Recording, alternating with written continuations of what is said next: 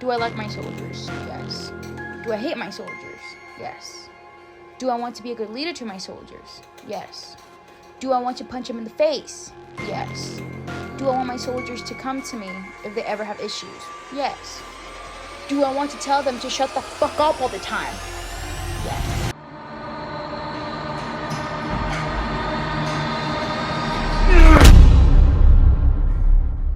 Mother trucker, dude. That hurt like a butt cheek on a stick. Watch your profanity. Yeah, sometimes you just want to punch these kids because you're like, can you use your brain? Please, please use your brain. This is the safety brief that you should have gotten on Friday. It's Sunday. We have to interrupt it because we're seeing a lot of stupidity. The first one is Sergeant Schmidt, which you'll see right here.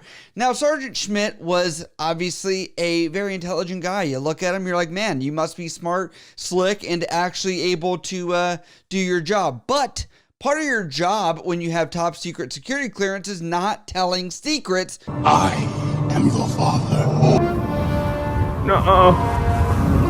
The fuck you mean, nah? To foreign adversaries. That appears to be the case because it seems he has been officially charged. Now, what's crazy about this is it wasn't just one place he was trying to actually do this, and this article outlays everything. However, what they're saying here is essentially he's pled guilty to 4 years in jail. Now, on top of that, he did try and reach out not only to China, but also to Turkey and various other adversaries that are out there. And on top of that, it does seem that he was working at doing this. He had made a device in order to tap into various military systems in order to make sure that they could retain data from various computers and things like that. Now, from this entire situation, it does appear that he was eagerly trying to get a visa, some kind of work visa over to China, which he finally did get, but he did go over there, and while he was over there for a couple of years, it appears he flew back to SFO over in San Francisco, where authorities were having him on a flight tracker, and he was arrested. I know that this will never happen again in history. Gotcha. And so I sit here where we've had multiple cases of this. We had the Navy chief that was on the destroyer that somehow decided that would be a good idea as an E7 spreading intelligence. We had the two guys that were some kind of Chinese informant that got in trouble as well. And I'm like, and here we are. This is it. We've got another one of these guys where I'm like, dude, should have stayed over there if you're really allegiant to them. Just saying.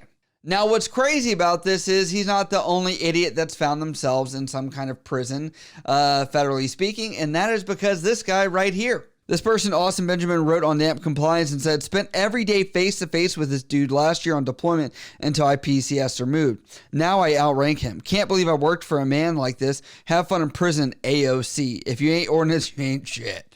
So this is somebody that was an aviation ordnance person where they go and load things on aircraft while they're on aircraft carriers. But it appears that he may have been a little bit, it appears he was not smart in navigating, looking at little people that are out there. I'm not going to allude to that too much on this video to not try and flag it, but we'll go through it.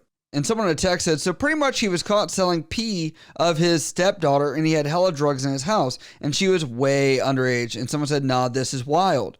Now, if you look at the legal jargon here from the JAG report, it says in Navy Region Southwest, probably San Diego. Yeah, it says here, AOC Nicholas Robledo, USN, pled guilty pursuant to a plea agreement to one specification of conspiracy to commit indecent recording, one specification of disturbing and indecent visual recording, one specification of wrongful distribution of controlled substance, and one specification of wrongful possession of controlled substances on July 28th of this year. And it says, consistent with the plea agreement, the military judge sentenced him to forfeiture of 5 years and 7 months confinement, reduction of pay grade to E1, and dishonorable discharge.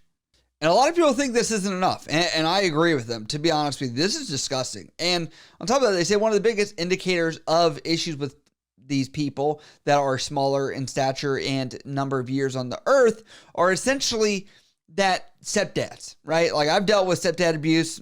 It's crazy. But to see somebody go to this length, I'm like, this is why it's nuts. It's somebody you know. It's somebody that, like, you would be like, oh yeah, they're the caretaker. They're the breadwinner of the house and they're providing. And some people will let this stuff go. Now, to be fair, this is only in military court under the Uniform Code of Military Justice.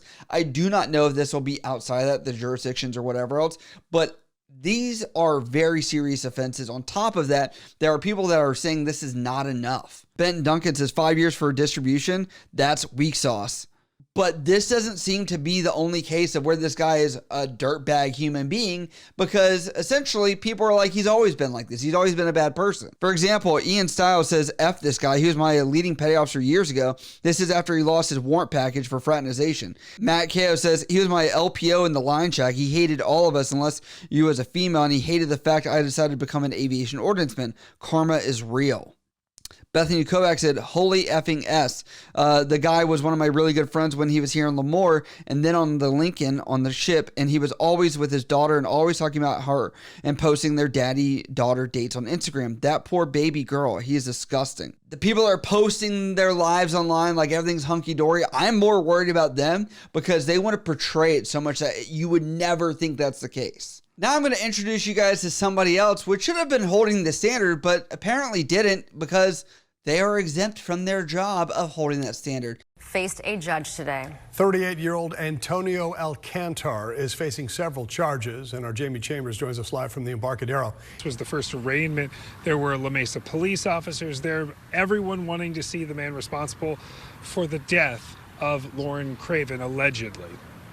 The Naval MP stared straight ahead as if in a daze as he was arraigned for the murder of La Mesa police officer Lauren Craven. 38-year-old Antonio Alcantar was arrested for driving under the influence and crashing into a previous accident site where 25-year-old Officer Craven had moved two people out of danger and then went back to the crash site attempting to save 19-year-old Devontae Morris, whose car had overturned. He consumed alcohol until his blood alcohol content was at 0.16 over an hour after the time of driving. Prosecutors say Alcantar's military police background turns the manslaughter charge into a murder charge. He's military police. He has gone through, in just a precursory look of his military records, specific training and had specific duties that made him uniquely aware of the danger to human life that drinking and driving posed. Defense attorneys argue Alcantar's service to the nation and lack of criminal history should have weighed more in the charging of their defendant. All other aspects of his life,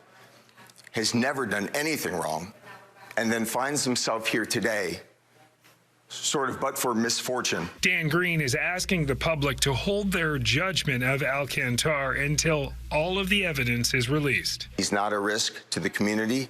He's certainly not a risk of flight. And that's not for show, but that's the person he's always been, and that's the person he'll continue to be. With that knowledge, with that training, he still chose to drink until his BAC was twice the legal limit and get behind the wheel. That's why he's been charged with murder.